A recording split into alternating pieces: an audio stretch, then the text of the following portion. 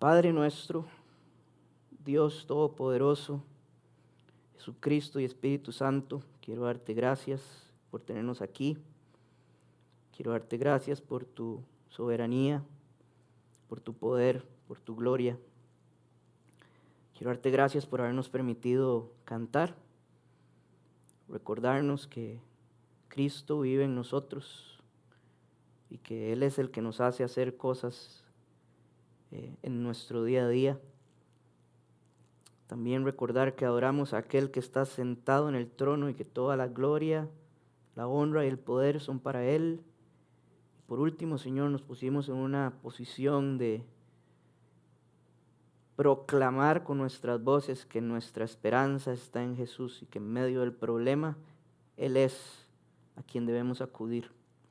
Y por eso te doy gracias, Señor, y te ruego y te pido que hoy nos hables, que hoy nos enseñes, pero especialmente que hoy transformes nuestra vida, Señor. Abre nuestros ojos y abre nuestros oídos y danos una postura en nuestro corazón de querer conocerte mejor. Y gracias porque podemos pedirte esto, gracias a Jesucristo. Te doy gracias, Señor, es en tu nombre, Jesús, que oramos. Amén. Amigos, si la Biblia es la palabra de Dios y por ende, como les dije ahorita, la manera en que Él nos habla, la definición más directa y más práctica de qué es la oración es que la oración es el otro extremo de la conversación. La oración entonces es la manera en la que nosotros los humanos hablamos con Dios, nos comunicamos con Él y a raíz de esto estamos en una comunión con Él. Y eso me genera una pregunta. ¿Quién no quisiera tener una comunicación directa con el Dios Todopoderoso, Creador del cielo y de la tierra, Creador de nosotros y de todo lo que tenemos alrededor? Pero lastimosamente esa pregunta creo que no es tan positiva como a mí me gustaría que lo fuera. Yo creo que aquí, aún sabiendo eso, hay personas que no oran del todo. De hecho, me confieso de primera entrada, a mí me gustaría que mi vida de oración sea muchísimo mejor de lo que es en este momento. De que mi disciplina espiritual de oración sea muchísimo mejor de lo que es en este momento. Y les digo esto y les confieso esto para que no crean que yo les estoy hablando desde aquí como un experto o como alguien que lo tiene todo totalmente solucionado. A mí también me gustaría crecer en mi disciplina espiritual de orar. Me encantaría orar muchísimo más. Pero es una gran verdad que el Dios Todopoderoso no solo ha hablado, sino que también escucha. Y una definición que la tenemos ahí arriba más completa de la oración es la siguiente, y dice así: es en la oración y mediante ella que expresamos nuestra reverencia y adoración a Dios. Desnudamos nuestras almas en confesión honesta ante Él. Derramamos acción de gracias desde nuestros corazones agradecidos por Él. Y ofrecemos nuestras peticiones y súplicas a Él. Y esta definición suena como romántica, como amorosa. ¿Verdad? Desnudamos nuestras almas, derramamos nuestro agradecimiento, pero quiero que saboreen la definición de la adoración de esta manera. Y lo otro que quisiera que notemos en esta definición, que John, si puedes dejármela ahí un buen ratito.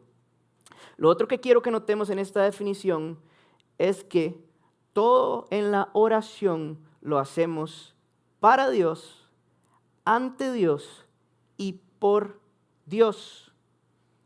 Porque todo es para su gloria. Lo que significa es que la oración es la respuesta a una conversación que Dios inició. Ojo que dije, la respuesta a una conversación que Dios mismo inició. Y si Él la inició es porque Él es el centro de la oración. y Él es el autor principal de la oración. Dios siempre, siempre, siempre tiene la primera palabra. No somos nosotros mismos los que iniciamos una conversación con el Señor. Él ya la inició con nosotros a través de su palabra. Yo creo que puede ser que tal vez haya alguien aquí que ya Dios inició esa conversación y ahora es nuestra función responderle en oración. Por lo tanto, la oración es un regalo de gracia de parte de Dios y yo he insistido mucho en esto y seguramente se van a cansar, qué patiño más necio siempre decir regalo de gracia, pero es que yo no he encontrado otra mejor definición para este tipo de cosas que podemos tener a la mano. Literalmente la oración es un regalo que Dios nos da aunque no lo merezcamos. Es un regalo de gracia, es un beneficio que Él nos da a nosotros los que ponemos nuestra fe en Jesucristo. Y esa es la importancia, al final de cuentas, de tener la oración a la mano. Como bien dice la definición, a través de la oración podemos expresar nuestra reverencia y adoración a Dios por quien Él dice que es, porque Él es santo totalmente. Podemos confesar nuestra postura de seres caídos o inclusive nuestro falso sentimiento de independencia, que no lo necesitamos para nuestra vida. Nuestro pecado lo podemos confesar porque nuestro Dios es misericordioso. Podemos proclamar que todo le pertenece y por ende estar agradecidos, tener un corazón agradecido porque Él nos lo da una vez más, porque está lleno de gracia. Eso es un gran recordatorio para nuestro corazón y podemos suplicarle que nos conceda lo que nosotros necesitamos para nuestro día a día. No solo para nosotros mismos, sino para las personas que nos rodean, y eso lo vamos a ver más adelante. Y eso lo podemos hacer porque Él es un Dios amoroso y cuidadoso. Todo esto que les estoy diciendo, el Señor lo permite. Y lo permite que lo hagamos de manera personal y de manera comunitaria, los unos por los otros. Qué belleza la oración.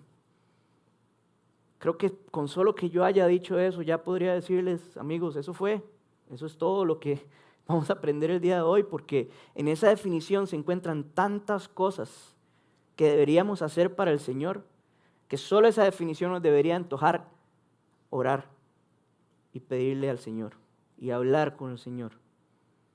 Pero quise escoger un tema específico para enseñarles hoy acerca de la oración.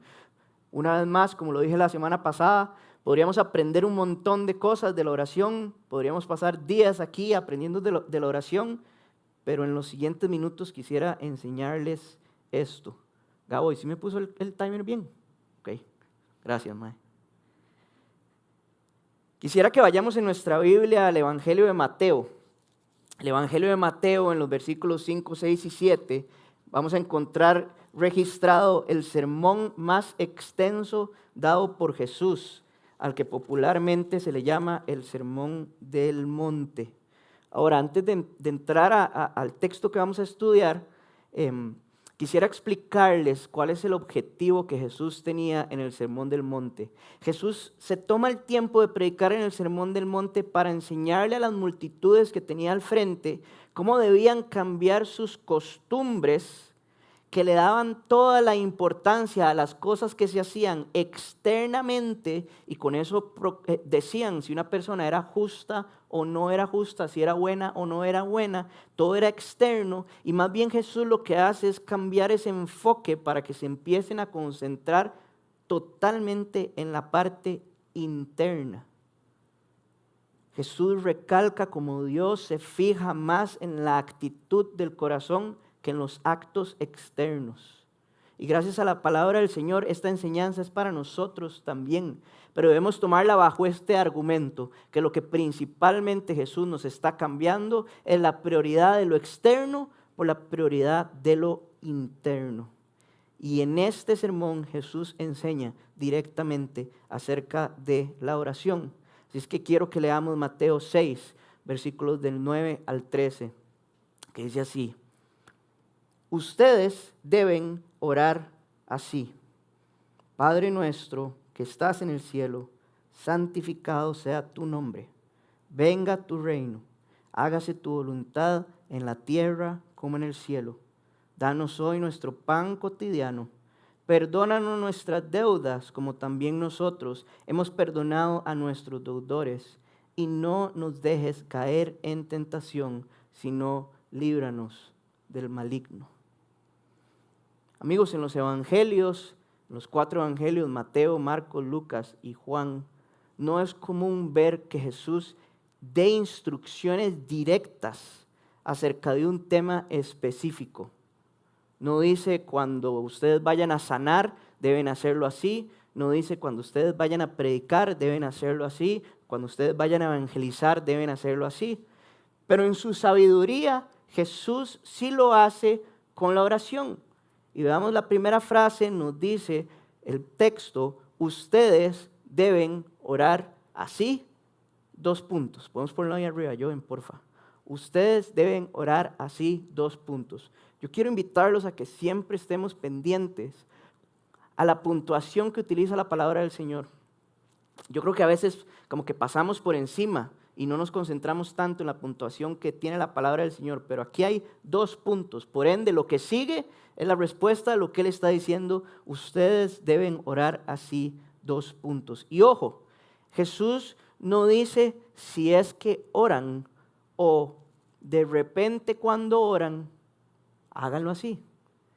Lo que Jesús está diciendo es: ustedes deben orar así. Y eso nos da una señal de lo importante que es para Jesús la oración. Jesús no está enseñando solo cómo orar, sino que nos está dando un mandato de que debemos orar. Ahora, esto es muy importante, porque yo estoy seguro que tal vez muchos de nosotros hemos escuchado otras veces el Padre Nuestro. Pero amigos, recuerden lo que les dije que era lo que nos estaba enseñando Jesús, cuál era su objetivo con el Sermón del Monte. Y según los grandes estudiosos y teólogos de la Biblia, lo que Jesús nos está dando en este caso es como una plantilla. Espero que eso sea la mejor palabra. Y el otro día yo dije que me da mucha cólera usar palabras en inglés. Pero es que a veces tiene mejores palabras, ¿eh, Nacho? Pero esto es como un template. Bueno.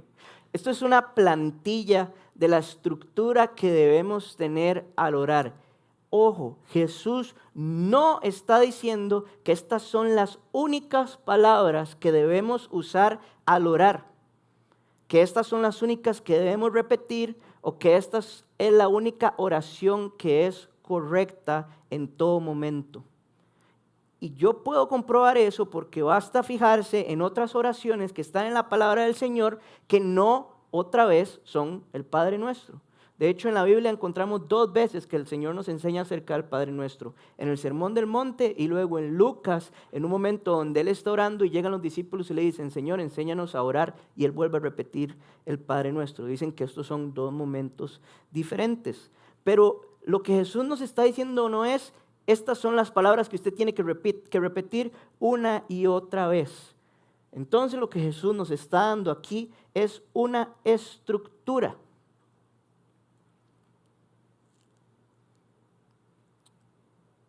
Si no fuera una estructura, entonces Jesús se estaría contrariando.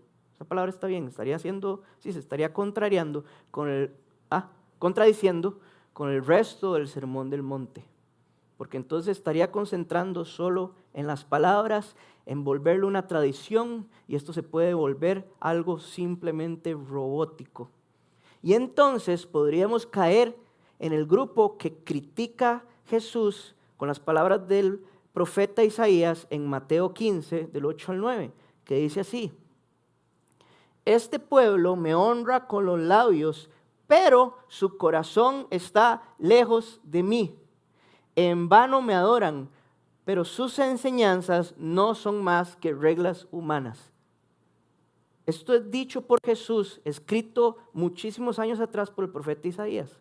Por eso les digo que tengo una comprobación perfecta en la palabra del Señor, no inventada por mí, de que Jesús no nos está diciendo que estas son las únicas palabras que debemos repetir una y otra vez.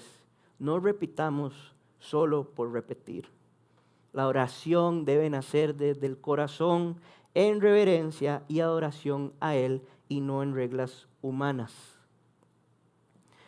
Ahora, al ser la oración una comunicación, Jesús en la primera frase que nos enseña, nos dice con quién nos estamos comunicando. Y yo considero que esto es lo más importante de todo este texto que vamos a estudiar hoy, y por eso nos vamos a parquear ahí un buen ratito. Este es al único, insisto, al único a quien debemos dirigirle una oración. Pongámoslo arriba. Mateo 6, versículo 9. Después de que dice, ustedes deben orar así, dice, Padre nuestro que estás en el cielo. Y esta frase nos dice tanto, tanto. Ojo, de primera entrada quisiera que notemos que hay como una superioridad implícita que inmediatamente hace notar una diferencia entre nosotros, los que estamos aquí en la tierra, o sea, los emisores de la oración, y a quién está dirigida, a aquel que está en el cielo. Recordemos que la palabra del Señor nos enseña que en el principio Dios creó los cielos y la tierra. O sea, desde Génesis 1:1, desde el principio de la creación, Dios hace una diferencia entre el cielo y la tierra. Ambos son creados por Él, pero son diferentes. Y a través de la oración hacemos una comunicación directa y sobrenatural con el Creador que está en el cielo. No nos estamos comunicando con alguien que al igual que nosotros vive en la tierra. No es una comunicación de tú a tú. No es una comunicación horizontal. La oración es una comunicación vertical. Y con solo esta frase, eso es lo que nos está diciendo, que estás en el cielo. Ojo que también en esta primera frase aprendemos que Jesús de primera entrada está usando la palabra nuestro. O sea, esto expresa una relación colectiva, una relación plural. Él no está diciendo mi Padre, le está diciendo Padre nuestro.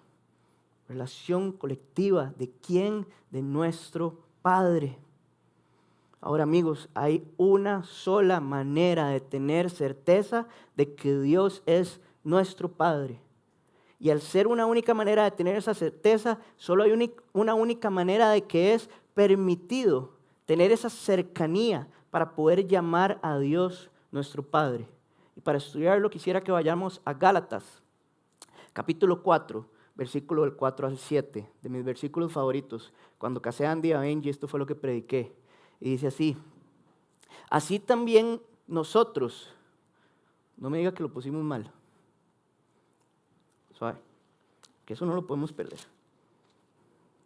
Desde el 3, Joven, perdón, te lo di mal yo, puedes ponerlo desde el 3.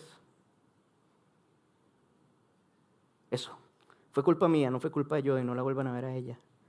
Dice Gálatas 4, del 3 al 7, así también nosotros, cuando éramos menores, estábamos esclavizados por los principios de este mundo.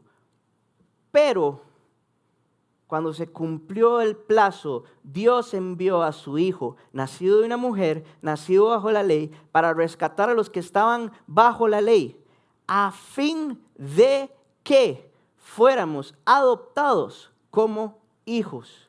Ustedes ya son hijos. Dios ha enviado a nuestros corazones el espíritu de su Hijo que clama, Abba, Padre. Así que ya no eres esclavo, sino hijo. Y como eres hijo, Dios te ha hecho también heredero. Amigos, lo que dice este texto es que antes de que del momento en el que Dios enviara a su Hijo Jesucristo, nosotros éramos esclavos de los principios de este mundo. ¿Qué son los principios de este mundo? Hoy se pueden ver a todo alrededor nuestro. Puede ser el estatus, puede ser el dinero, puede ser la fama, lo externo, puede ser nuestro éxito, puede ser el sexo, entre muchas otras cosas. Esos son los principios de este mundo. Y yo creo que la imagen de esclavo es perfecta.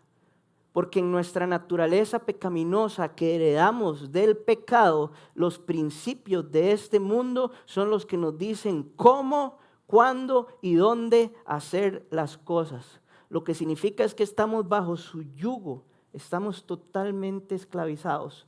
Poneme Gálatas 4 otra vez, porfa. Pero hay una gran palabra, el versículo 4, y en esa gran palabra es pero. ¡Qué gran pero! Les dije que le pusiéramos mucha atención al signo de puntuación en las palabras. Pero cuando se cumplió el plazo, o sea, en el tiempo perfecto, Dios envió a su Hijo Jesucristo. Y ojo, no lo envió como un ángel, no lo envió como un rayo, no lo envió ni siquiera como un, no sé, como un superhéroe, como los Avengers que bajan del cielo y de repente están aquí. Dice la palabra del Señor que lo mandó como un bebé, que lo mandó en forma humana, nacido de una mujer, nacido de una madre como usted y como yo, y que nació bajo la ley para identificarse con aquellos que vivían bajo la ley, o sea, para identificarse con los seres humanos. Amigos, Él se identifica con nosotros y eso es un gran detalle. Porque como Él se identifica con nosotros, entonces puede compadecerse de nosotros. Dice la palabra del Señor que Él fue tentado en todo, al igual que usted y yo, con una gran diferencia, y esta es la diferencia que más hace diferencia, y es que Él no pecó. Fue un hombre totalmente sin pecado.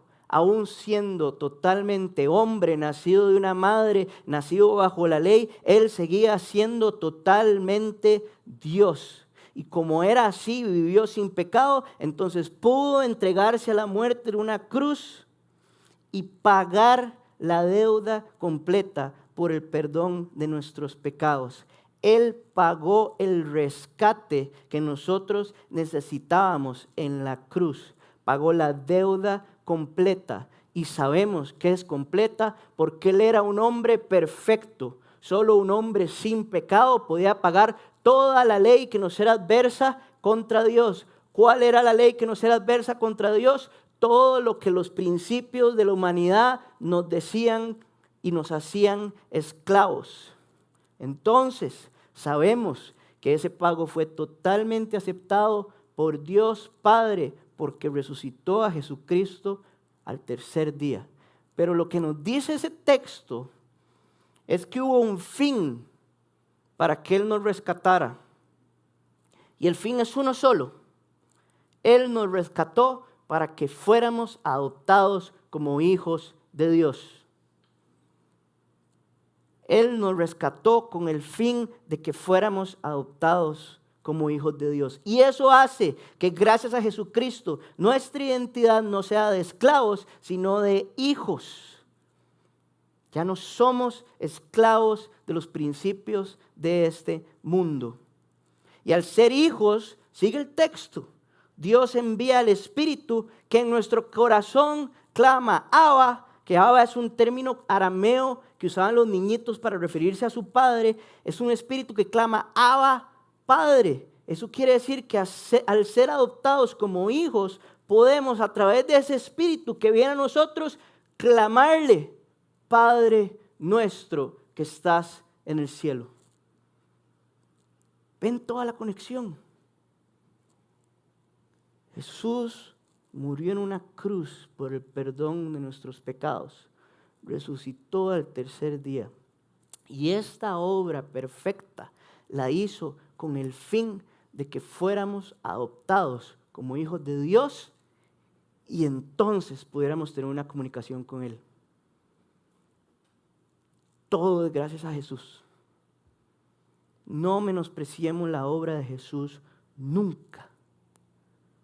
Ahora, somos todos adoptados. Es toda la creación adoptada como hijos. Vean lo que dice Gálatas 3, versículo 26. Dice así: todos ustedes son hijos de Dios mediante la fe en Cristo Jesús. Por lo tanto, si ponemos nuestra fe en Cristo Jesús, todo esto que yo acabo de decir cobra vida y cobra poder y cobra fuerza sobre nosotros. La fe en Cristo Jesús es la que nos cambia esa identidad de esclavos a hijos. Es por fe, no por méritos, no por obras, no por palabras repetidas. Es por una postura de nuestro corazón que cree y confía y sabe que nada tendríamos si no fuera por Jesucristo.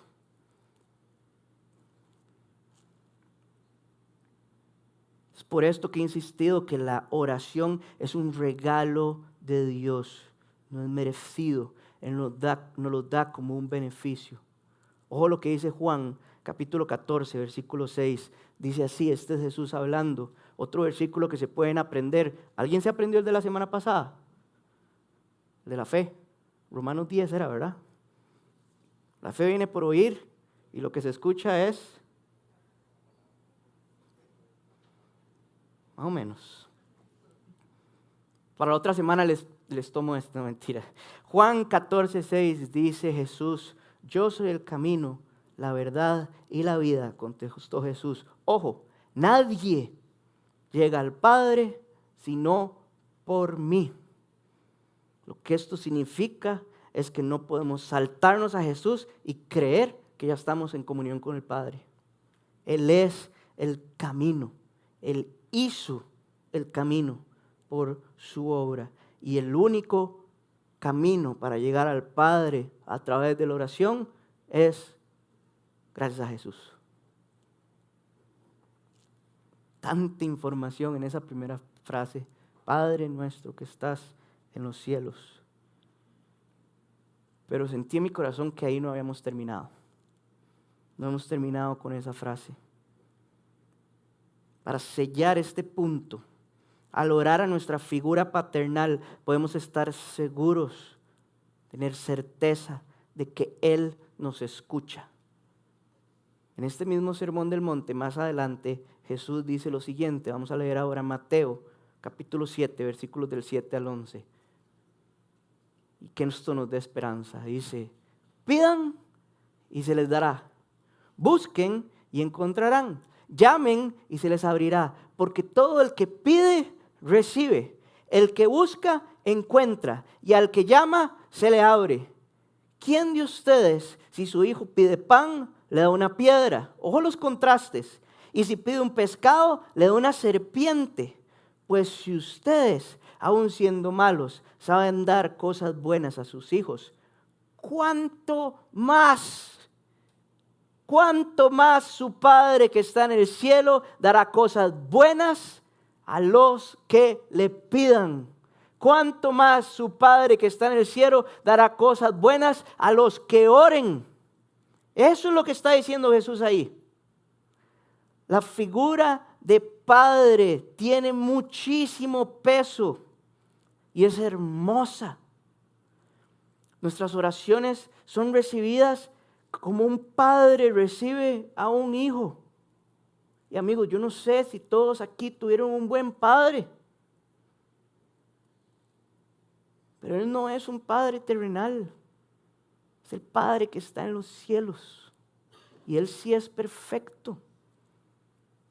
Y con este texto puede que alguno de ustedes esté diciendo: mae Patiño, yo no creo eso. Yo estaba orando por algo en específico y Él no me ha contestado. Yo he estado buscando y no he encontrado. Yo he estado llamando y Él no me ha abierto. Y para eso quiero decirles algo con mucho respeto. Quiero decirles que una de las estrategias más fuertes que utiliza el diablo, nuestro enemigo, para que dejemos de orar y por ende para que no tengamos una comunión completa con el Padre, es decirnos que Él no nos ha abierto y no nos ha contestado. Y entonces dejamos de orar. Es la estrategia que usó con Adán y Eva. No, les dijo, eso no fue lo que dijo el Padre. Es esto otro. Y a veces hay algo en nosotros que nos dice, no, deje de orar, ya no le contestó. Deje de llamarlo, ya no le va a contestar.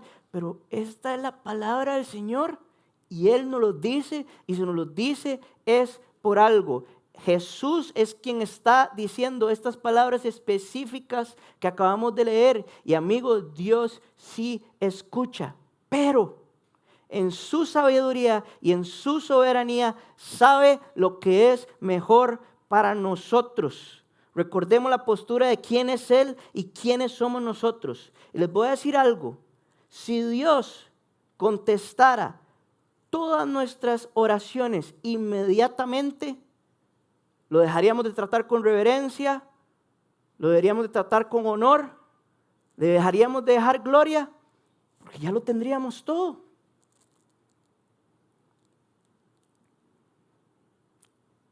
Si supiéramos que hay una respuesta inmediata, como un genio de la lámpara, ya le hubiéramos pedido todo.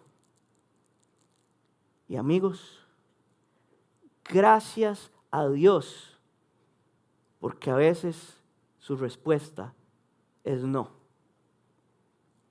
o no todavía.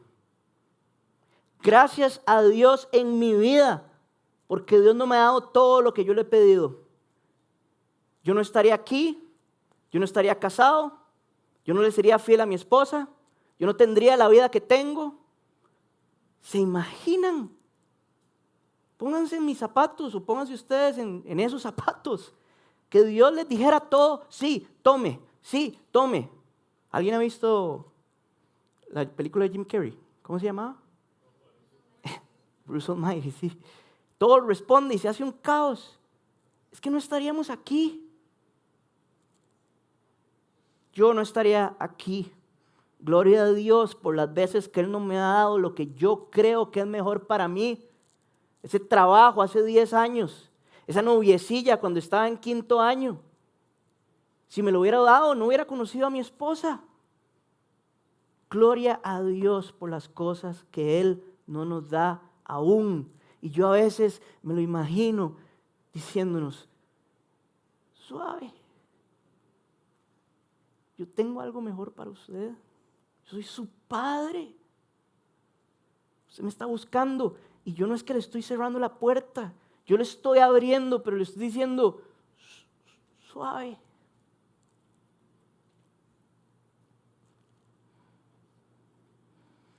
Amigos, si Dios no le ha contestado sus oraciones, con mucho respeto quiero decirle que se someta a su sabiduría, que confíe en Él y que sepa que Él sabe perfectamente lo que es mejor para usted, para los que lo rodean, y sus tiempos, los tiempos de Dios son perfectos. Y quiero invitarlo a que si usted siente que tiene mucho tiempo haciendo esa oración, pídale al Señor confianza. Señor, tanto tiempo tengo orándote por esto, pero ahora lo que más te pido es confiar en ti. Muéstrame cómo puedo confiar en ti a través de estos textos tan preciosos. Muéstrame cómo puedo someterme más a tu sabiduría. Muéstrame que tus tiempos son perfectos. Pídale confianza. Busque qué le está enseñando el Señor a través de esta prueba por la que usted está pasando. Él quiere que nuestro carácter llegue a la perfección cuando Él regrese por nosotros, y ese carácter perfecto es el de Cristo. Mientras estamos aquí, Él nos disciplina. Y muchas veces la disciplina no es agradable, es más, nunca es agradable. Pero Él es nuestro Padre. Es nuestro Padre. Y recuerden que las respuestas a nuestras oraciones giran alrededor de darle gloria a Él. Él no es un genio en la lámpara, listo para cumplir nuestros deseos. Y la oración no es una varita mágica que hace hocus pocus y de repente todo lo tenemos al frente. Entonces, ¿Se acuerdan que les puse unas preguntas allá al principio? ¿Cuál es el beneficio que trae la oración a nuestra santificación? ¿Cuál es el beneficio que trae tener la oración a la mano a nuestra santificación? Amigos, el beneficio es que la oración nos santifica. La oración nos enseña a confiar, la oración nos enseña a esperar, la oración nos enseña dominio propio. La oración nos enseña que Él es nuestro Padre. Qué montón de beneficios nos da la oración. Nos lleva a apreciar su majestad.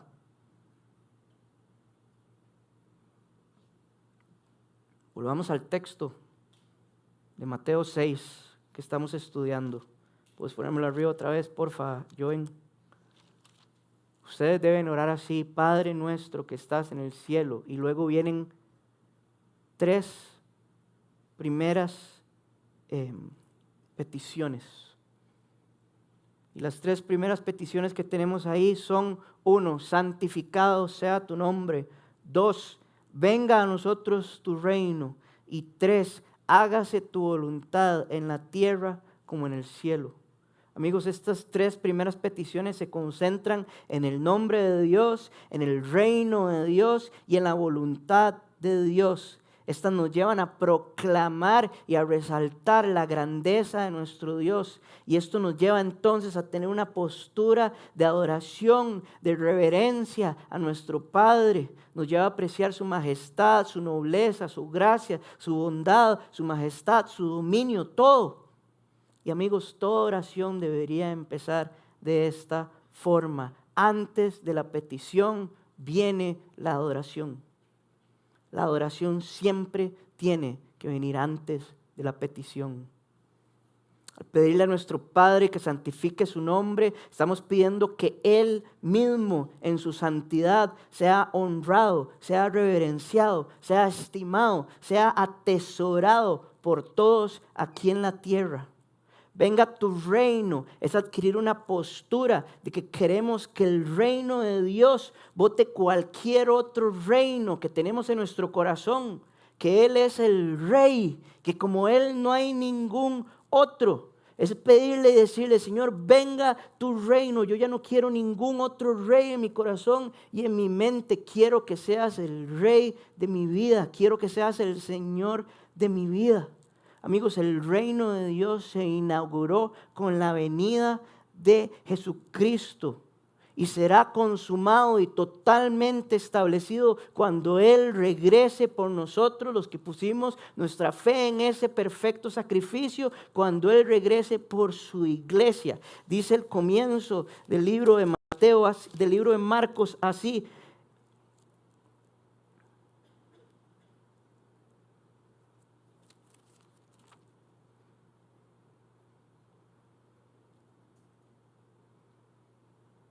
no importa, no lo encontré. Ahora se los digo. Eso es: venga a su reino. Y por último, pedirle al Señor que se haga su voluntad en la tierra como se hace en el cielo. Es adquirir una postura en nuestro corazón de sometimiento y aceptación por su perfecta voluntad. En la tierra como en el cielo, así como los ángeles lo hacen, es decirle: Señor, aceptamos tu plan perfecto. Ayúdanos a aceptar tus planes perfectos. Entonces, estas 3 peticiones nos llevan y nos dicen: Señor, Padre nuestro que estás en los cielos, aquí estamos. Nos sometemos a ti, que tu reino sea expandido en toda esta tierra y que se cumpla su voluntad. Por favor, Padre nuestro, haz esto. Qué belleza, esa postura de corazón. Vamos a las segundas 3 peticiones que las encontramos en los siguientes versículos 11 al 13. Son 3 igual. Dice: 1, danos hoy nuestro pan cotidiano. 2, perdona nuestras deudas, como también nosotros hemos perdonado a nuestros deudores. Y 3, no nos dejes caer en tentación, sino líbranos del maligno. Estas 3 peticiones ahora se concentran en nuestro día a día. Se concentran en nuestro alimento, en nuestra confesión y perdón y en nuestra santidad. Son peticiones diarias que se concentran en nuestra necesidad como seres humanos. Y amigos, esto también es una postura de corazón, porque ya en reverencia a quien Él es, podemos hacer nuestras peticiones de las necesidades humanas. Y deberíamos de siempre tener esta postura que nos dice el libro de Proverbios. Vean qué poderoso este pasaje. Proverbios 30, versículo del 7 al 9, dice así: solo 2 cosas te pido, Señor, no me las niegues antes de que muera. Aleja de mí la falsedad y la mentira. No me des pobrezas ni riquezas, sino solo el pan de cada día. Porque teniendo mucho, podría desconocerte y decir, ¿y quién es el Señor? Y teniendo poco, podría llegar a robar y deshonrar así el nombre de mi Dios. Teniendo mucho, podría llegar a decir, ¿y quién es el Señor? Ese al que, ya no sería necesario, Padre nuestro, que venga tu reino, hágase tu voluntad. Pero si tenemos poco, podría llegar a robar y deshonrar así el nombre de mi Dios. Y esto es un gran ruego. Por eso es que el Padre nuestro nos dice, danos hoy nuestro pan de cada día, porque pedirle el pan del día nos hace volver diariamente al Señor. Y no confiar tanto en lo que tenemos aquí en la tierra, sino saber que todo viene de Él. Amigos, yo no sé si ustedes son así, pero yo usualmente no tengo la costumbre de pedirle el pan que necesito para el día, porque usualmente nos hemos acostumbrado a tenerlo. Pero esto va más allá del pan físico o la comida física. Es inclusive pedirle al Señor por nuestra salud. Es pedirle al Señor que tengamos un cuerpo y una mente que estén bien sustentados por el pan que Él nos da en nuestro día a día. Él es el que nos da eso. Danos hoy nuestro pan de cada día. Sigue la siguiente petición y para esto quiero que leamos primero de Juan 1, del 8 al 9, que dice así: si afirmamos que no tenemos pecado, nos engañamos a nosotros mismos y no tenemos la verdad. Si confesamos nuestros pecados, ojo, Dios, que es fiel y justo, nos lo perdonará y nos limpiará de toda maldad. Amigos, nuestras deudas son nuestros pecados. Pero suave, Patiño, ¿no dijiste que Jesús había muerto por nuestros pecados? Sí, pero aquí en esta tierra seguimos cayendo una y otra vez. Seguimos desobedeciendo, seguimos fallando a su palabra, seguimos siendo invadidos por todo lo que nos rodea. Somos perdonados por Dios, lo que significa es que ya no hay una lista con todos nuestros errores que después Dios va a llegar y nos va a decir, por toda esta lista no puedes entrar en el reino. Lo que el sacrificio de Jesús hizo es que agarró esa lista y Dios ya no la cuenta, porque ahora Dios nos ve a través de la justicia de Jesús que fue puesta en nosotros a través de ese sacrificio. Entonces vivimos con pecados perdonados, pero seguimos luchando una y otra vez con el pecado. Y amigos, cargar ese pecado puede ser demasiado pesado. Lo puede llevar a usted a vivir totalmente rendido. Y por eso es que Dios nos dice, confiesen sus pecados y yo se los perdonaré. A pesar de que ya es un pecado derrotado, necesitamos confesárselo al Señor y pedirle perdón. Y eso entonces nos lleva a entender que nuestro prójimo, que quien nos rodea, también lucha con el pecado.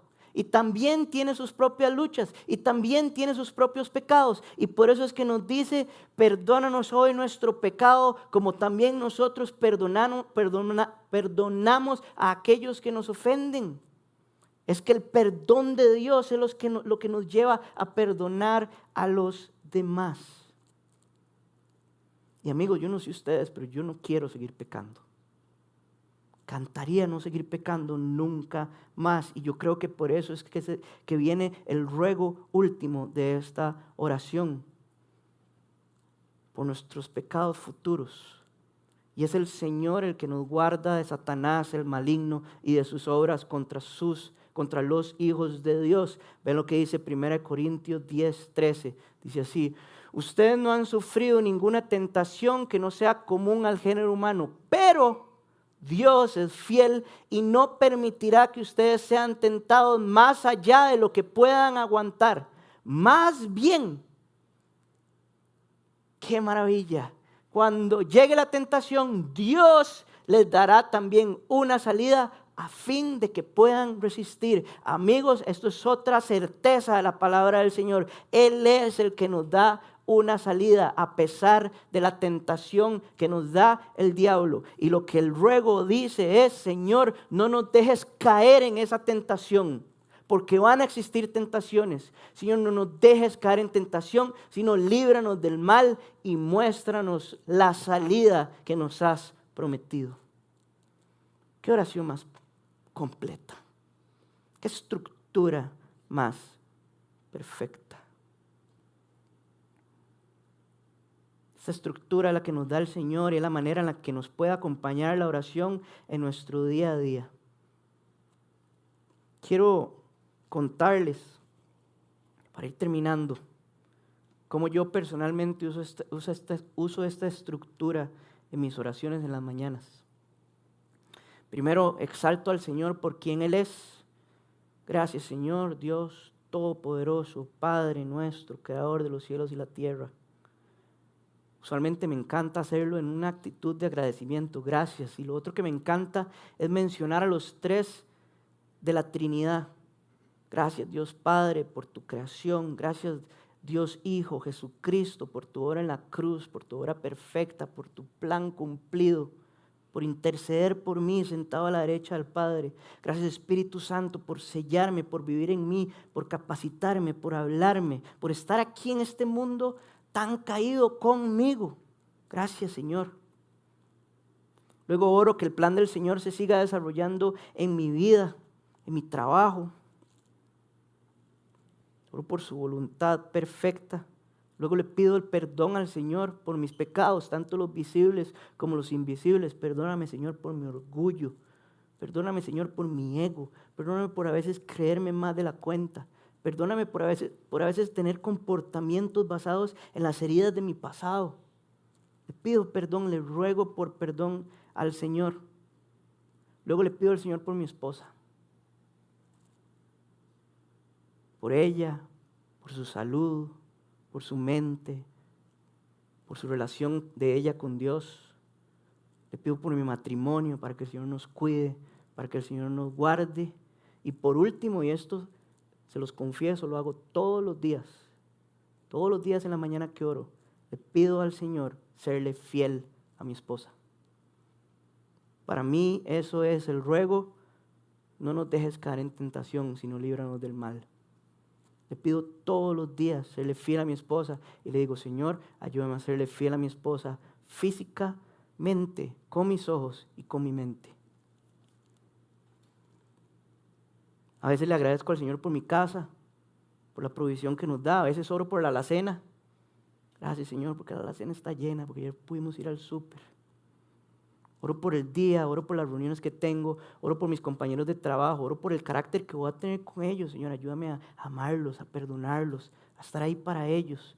Y por último, y esto me encanta, oro por las peticiones que me comparten las personas. Yo he puesto 2 veces en el chat de Comunidad de Nexo que si alguien quiere orar, que yo ore por ustedes. Me encanta orar por ustedes. Esto lo hago en amor.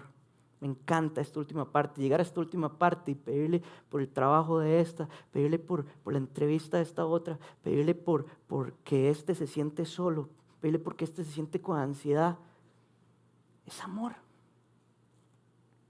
Si usted no sabe cómo orar, quiero recomendarle recordarse de estas 4 palabras fáciles de acordarse.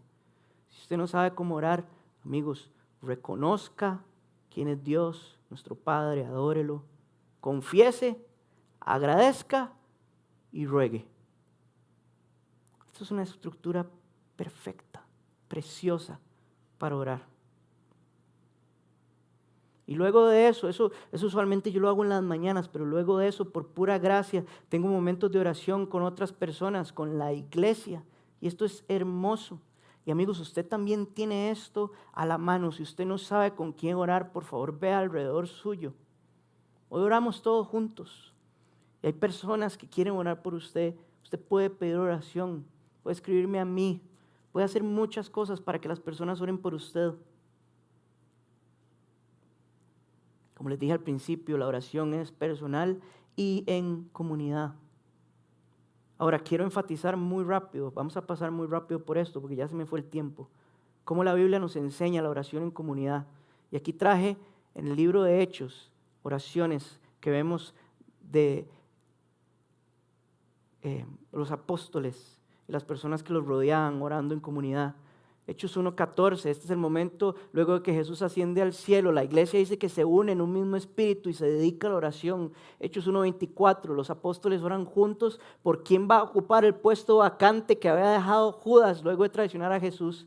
Hechos 2:42, por eso esta iglesia se llama así. Lo que hacía la iglesia, se mantenían firmes en la enseñanza de los apóstoles, en la comunión, en el partimiento del pan y en la oración. Hechos 4, 23-31 dice que la iglesia ora, que la iglesia ora, no sé por qué dice luego, y le suplica a Dios que puedan seguir proclamando el evangelio sin temor, luego de que Pedro y Juan fueran arrestados por hacer esto, predicar el evangelio sin temor. Hechos 12, el versículo 5, el versículo 12 dice que mientras Pedro estaba encarcelado, la iglesia oraba por él. Hechos 13, versículo 3 dice que la iglesia ora y luego envía a Pablo y Bernabé para que empiecen a plantar iglesias en otros lugares donde no habían iglesias. Hechos 16, 25, Pablo y Silas están en la cárcel y dice que oran y cantan después de que han sido totalmente golpeados y derrotados. Y en Hechos 20, 36 dice que Pablo se pone de rodillas y ora por última vez antes de morir con los ancianos que se encontraban en Éfeso. Amigos, hay un montón de señales que la Biblia nos da de que se ora en comunidad. Ahora bien, la Biblia también nos describe cómo podemos orar los unos por los otros, aunque no estemos físicamente lado a lado. Y esto es precioso. Pablo en la carta de Romanos, en 1 Corintios, en Filipenses, en Colosenses, en 1 Tesalonicenses, en 2 Tesalonicenses, en 2 Timoteo y en Filemón, describe luego de su saludo cómo está orando por las personas a quienes está escribiendo. Dice, siempre doy gracias a Dios por ustedes. Él no estaba ahí frente a frente y aún así ora por ellos. Vean lo que dice Filipenses 1, versículo del 3 al 6. Dice así, doy gracias a mi Dios cada vez que me acuerdo de ustedes.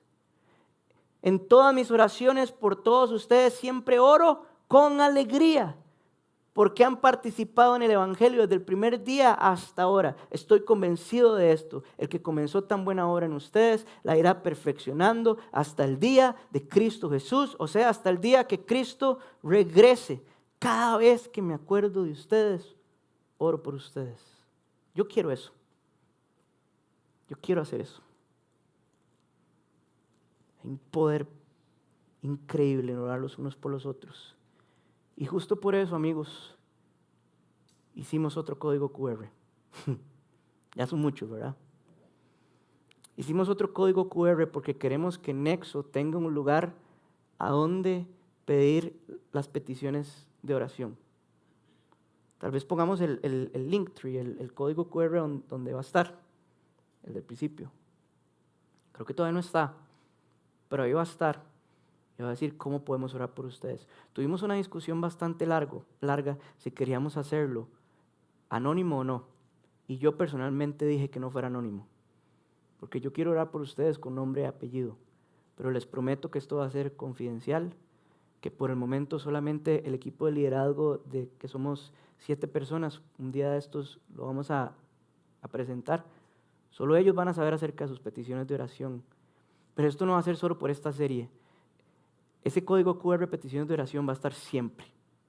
Yo quiero que si ustedes tienen peticiones de oración, sepan a dónde ir y sepan que hay personas que cuando ustedes sienten que ya no pueden orar más, pueden orar por ustedes.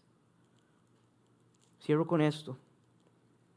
Filipenses 4, versículos 6 al 7. No se inquieten por nada. Más bien, en toda ocasión, con oración y ruego, presenten sus peticiones a Dios y denle gracias. Y entonces, la paz de Dios, que sobrepasa todo entendimiento, cuidará sus corazones y sus pensamientos en Cristo Jesús. Amigo, usted está preocupado, ore. Está agradecido, ore. No tiene paz, ore. ¿Tiene paz? Ore. Porque Él cuidará nuestros corazones y nuestros pensamientos en Cristo Jesús cuando oramos.